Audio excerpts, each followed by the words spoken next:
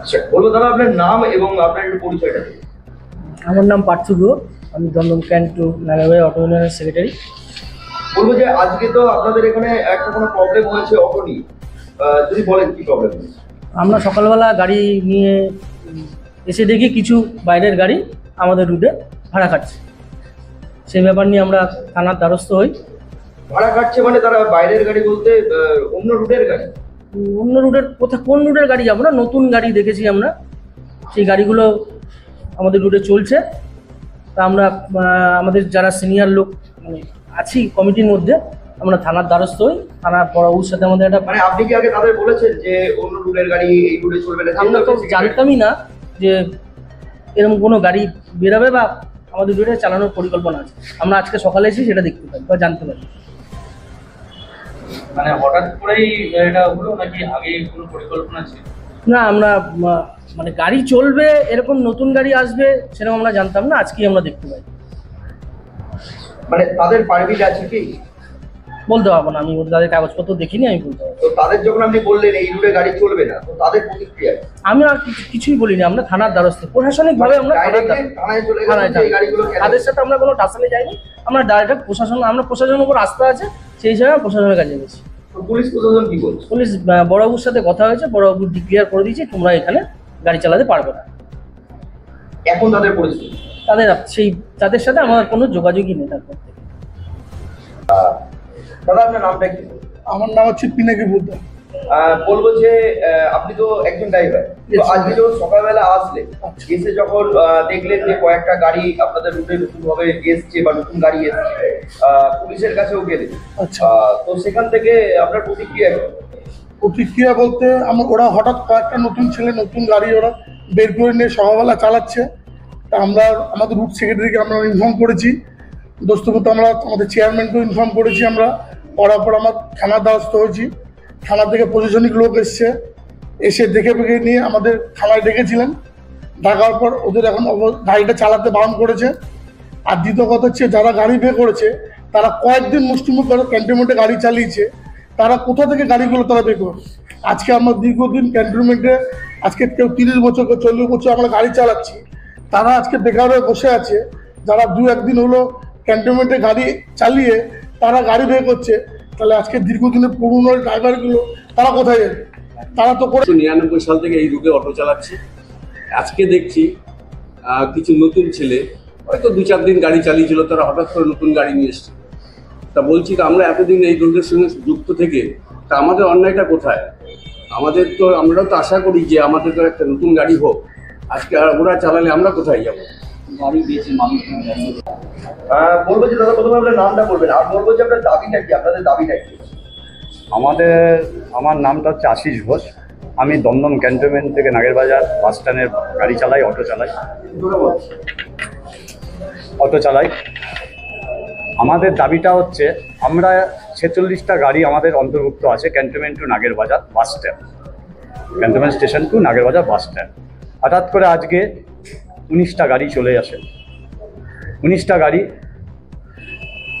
যখন আসে তখন আমরা বন্ধ করি, প্রশাসনিকের কাছে যাই, দ্বারস্থ হই, আইনের সাহায্য নিই।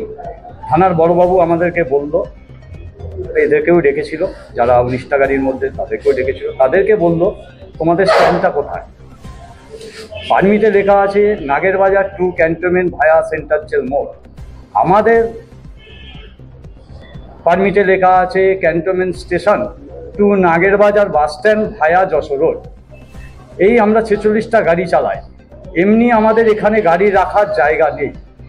এখানে সামনে আপনারা দেখতে পারেন, একটু আপনারা কষ্ট করে ফটোটা তুলে নিন।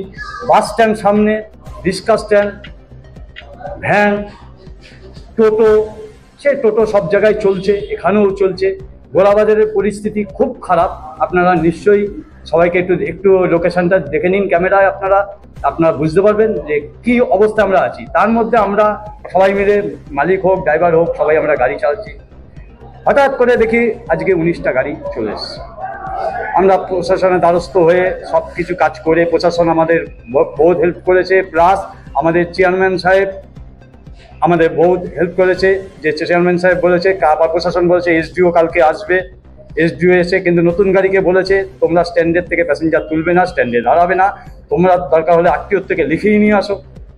কেন আমাদের তো স্টেশন আছে, cantonment station to Nagerbazar bus stand, ওদের তো সেটা নেই। ক্যান্টনমেন্ট তো অনেক বড় জায়গা দাদা, আর নাগেরবাজারও অনেক বড় জায়গা, কোথায় রাখবে সেটা ওদের ব্যক্তিগত ব্যাপার, সেখানে আমরা বলবো না।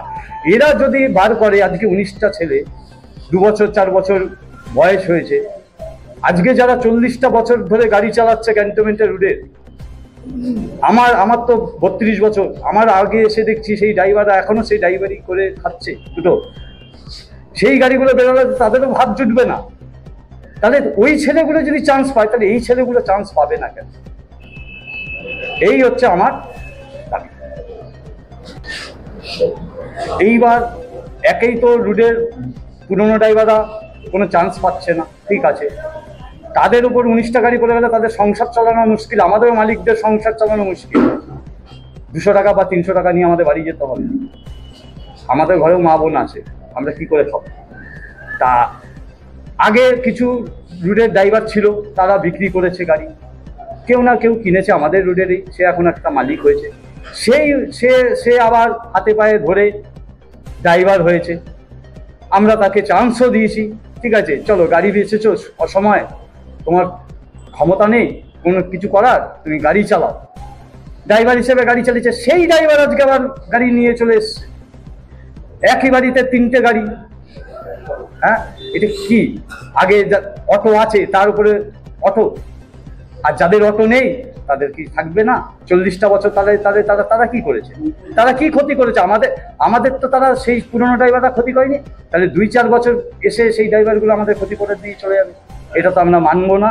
আমরা প্রশাসনিকের কাছে গেছি, প্রশাসন চেয়ারম্যান সাহেব আমাদের যথেষ্ট হেল্প করেছে, চেয়ারম্যানের কাছেও আমাদের আস্থা আছে, প্রশাসনিকের কাছে আস্থা আছে, এসডিও কাছেও আমরা আশা রাখবো, আরটিওর কাছে আশা রাখবো, এই বলে আমার বক্তব্য আমি শেষ করব। তার মধ্যে ছিল যে আজকে যে গাড়ি বের করেছে, সে বিগত সে ক্যান্টনমেন্টে আগে সে মালিক ছিল, তার আগে দুটো অটো ছিল, সে বহু অটোটা বিক্রি করে দিয়ে তার বাড়ির পরিবার অবস্থা খুবই খারাপ ছিল। তারপরে আমাদের ইউনিয়ন থেকে সিদ্ধান্ত নেওয়া হলো যে কীভাবে করে খাবে, তাকে ড্রাইভার হয়ে স্বীকৃতি করা হলো।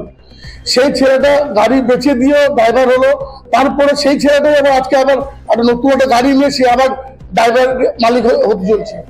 তাহলে সে গাড়ি নিয়ে সে ব্যবসা করছে, তার দুটো গাড়ি ছিল, সে বেচে দিয়েছে, বেচে দিয়ে রোডে ড্রাইভার হলো, আজকে আবার সে পুরনো আবার সেই মালিকই আবার নতুন গাড়ি কিনে নিয়েছে, সে আবার মালিক হলো আবার। আর আজকে আমাদের পুরনো ড্রাইভারগুলো তো আছে করে, তারপর একসঙ্গে একটা পরিবারের বাড়িতে 3-3টে করে অটো। এবার আপনারা বিচার করুন, আমি আপনাদের যে অনুরোধ করছি, এটার জন্য প্রশাসনিকভাবে সবার দিকে দৃষ্টি আকর্ষণ করে এই গরিব ভাই অটো ড্রাইভারের দিকে কেউ নেই, এটা আপনাদের আমি রিকোয়েস্ট করছি, একটু চিন্তা ভাবনা করবেন, এই গরিব ভাইগুলো কিছু করে খেতে পারে, সুবিচার জন্য পায়। আমরা কারোর পেটে আমরা লাঠি চাই না, আমরা লাঠি পড়ুক, সবাই খেটে খায় মানুষ, কিন্তু এরকম কোনো কাজ করবে না যে তাদের আমাদের এতগুলো 46টা মালিক আছে বা 60টার উপরে ড্রাইভার আছে, তাদের পরিবারের উপর কোনো আঘাত যেন না করবে। আর পেটের জায়গায় যদি এরকম জায়গায় নিয়ে যাচ্ছে আজকে, এরপরে বিগত স্ট্যান্ডে বিশাল একটা আকারে ঝামেলার সৃষ্টি হবে। আমি আপনাদের কাছে অনুরোধ করছি, আমরা অটো চালিয়ে খাই, আমরা অটো চালিয়ে খেতে চাই, আপনি প্রশাসনের কাছে আমরা নিবেদন করবো, এতে দৃষ্টি আকর্ষণ করুন। আর কি বলুন, বলার আমার কিছুই নেই। আমি আপনাদের কাছে এই মাধ্যমে রাখলাম, আপনার সুবিচার আশা করি আমরা প্রশাসনের কাছে আমরা আশা রাখছি, আমরা যে সুবিচার পাবো আমরা। আমার বলার কিছু নেই, ধন্যবাদ দাদা।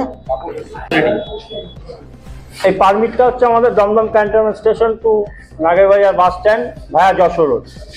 এই পারমিটটা আমরা পাই 2000 সালে। এটা আমাদের 2000 সালে পকেট পারমিট হিসাবে নর্থ 24 পরগনা সব জায়গায় দেওয়া হয়েছিল।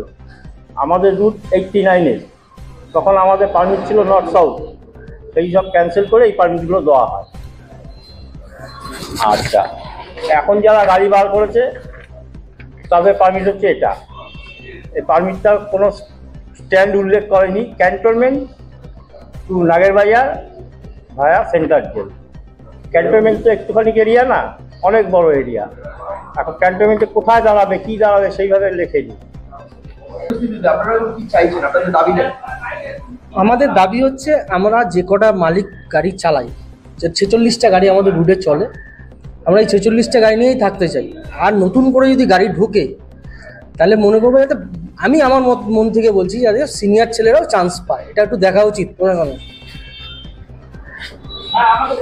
তাহলে কি প্রশাসনের উপর সম্পূর্ণ আস্থা রাখছেন আপনারা? হ্যাঁ, প্রশাসনের উপর আমার সম্পূর্ণ আস্থা আছে।